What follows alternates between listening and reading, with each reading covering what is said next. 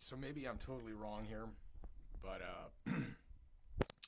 if Oumuamua, the supposed interstellar asteroid, had lost any sort of uh, significant amount of mass, 10% or whatever, um, passing near to the sun, there should be a dust trail visible in infrared or ultraviolet, possibly.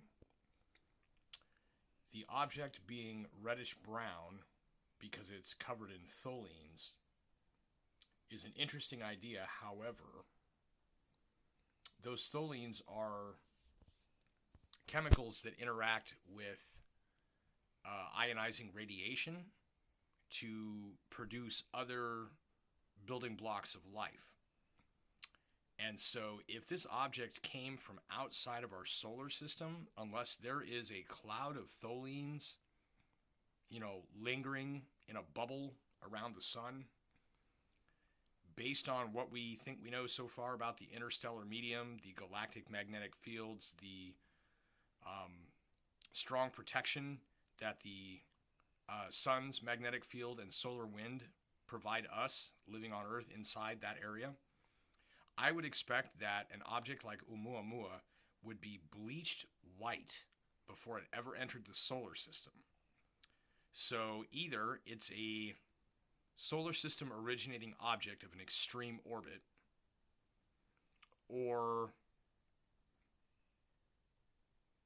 it's not a rock. They don't have clear pictures of it. They've done spectral analysis only. It's too small and moving too fast, and it is now too far. However,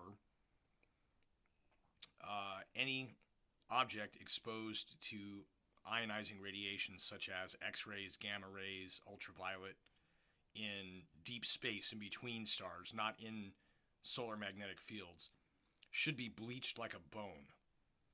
So if it's not a solar sail or a spaceship, it is a true anomaly, because it seems to me that none of the scientific explanations are actually accurate. They're just kind of stabbing at the dark there.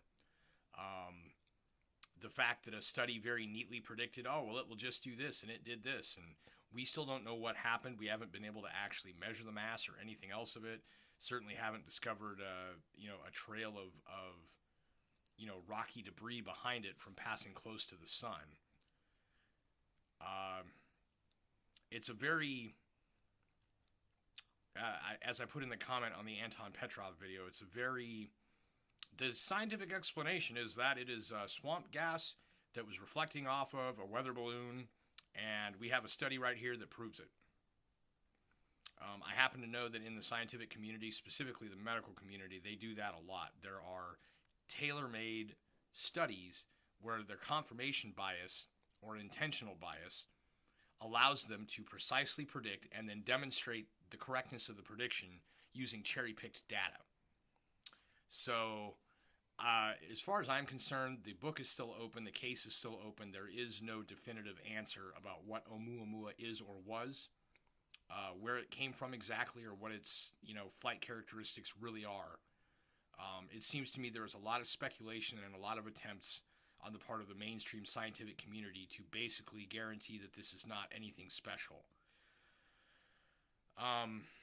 It should be noted that I am literally the only person on any videos, any sites, any comments, anywhere. I am the only person making references to Arthur C. Clarke's Rendezvous with Rama, in which a long cylindrical interstellar object enters the solar system, slows down near Earth, which in this case it actually passed Earth's orbit and went near Venus.